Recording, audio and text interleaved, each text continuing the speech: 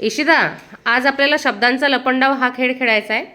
तुला काही शब्द दिले आहेत मी, त्यातून तुला शरीराचे अवयव शोधायचे आहेत. हां, कळला खेळ? वाच बरं शब्द. दुकान, तोंडपाठ, मुंगळा, कंगाल, मानव, पोळपाट, दंडवंत, पायपुसणी, पाठवणी, उपमान. कळले शब्द? आता शोध.